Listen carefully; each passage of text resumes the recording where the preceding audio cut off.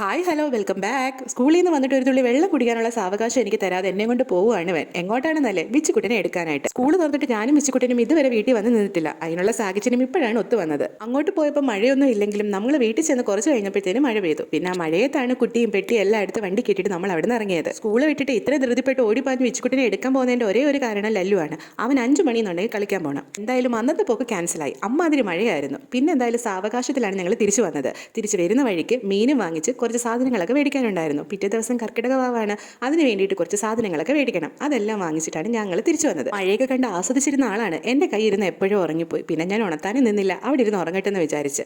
എല്ലാ പ്രാവശ്യവും പെട്ടി പാക്ക് ചെയ്യുമ്പോൾ ഒരുപാട് പെട്ടിയും പാക്ക് ചെയ്തുകൊണ്ടാണ് ഞാൻ 2 ദിവസത്തേക്ക് പോകുന്നു പറഞ്ഞാൽ എല്ലാവരും എന്നെ കളിയാക്കും. അതുകൊണ്ട് തന്നെ ഒറ്റ പെട്ടിക്കകത്ത് ഞാൻ എല്ലാം കൂടെ കുത്തിഞ്ഞിരിച്ച് വെച്ചിട്ടുണ്ട്. ഇതാണ് ഞങ്ങൾ വരുന്ന വഴിക്ക് വാങ്ങിച്ചുകൊണ്ട് വന്ന മീൻ. പിന്നെ രാത്രിയിലത്തെ സ്പെഷ്യൽ ചപ്പാത്തിയും ചിക്കൻ ഫ്രൈ ആയിരുന്നു. വേറെ എത്രയൊക്കെ പാത്രങ്ങളുണ്ടെങ്കിലും ചിക്കൻ ഫ്രൈ ഉണ്ടാക്കിയ പാത്രത്തിൽ ചപ്പാത്തി ഇട്ട് കഴിക്കുക ഒരു പ്രത്യേക ടേസ്റ്റാണ് അല്ലേ? അൺഹെൽത്തി ആണെന്നറിയാം, എന്നാലും എപ്പോഴും ഒന്നും ഇല്ലല്ലോ, വല്ലപ്പോഴും അല്ലേ ഉള്ളൂ, അതുകൊണ്ട് കുഴപ്പമില്ല. അപ്പോൾ ചപ്പാത്തിയും ചിക്കൻ ഫ്രൈ ഒക്കെ നല്ല ആസ്വദിച്ചിരുന്ന് കഴിച്ചിട്ട് ഇനി പോയി കിടന്ന് ഉറങ്ങുകയാണ്. ബിച്ചുകുട്ടൻ ഓൾറെഡി ഉറങ്ങിയിട്ടുണ്ട്. അപ്പോൾ എൻ്റെ വീഡിയോ കാണുന്നത് സബ്സ്ക്രൈബ് ചെയ്യാതാണെങ്കിൽ ഒന്ന് സബ്സ്ക്രൈബ് ചെയ്ത് സപ്പോർട്ട് ചെയ്യണേ. പുതിയൊരു വീഡിയോ ആയിട്ട് കാണുന്നവരെ tata bye bye, see U.